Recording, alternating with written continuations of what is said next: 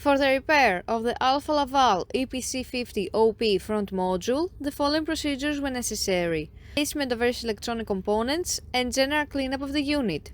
For testing, we add a 24-volt DC power supply. As soon as we turn it on, the unit reacts and the screen lights up.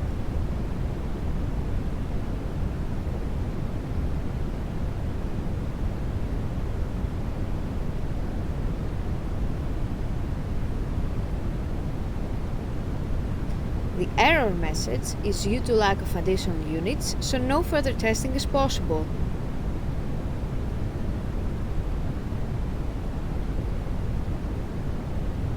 It is now clear that the front module is working successfully and is ready to be delivered to the customer.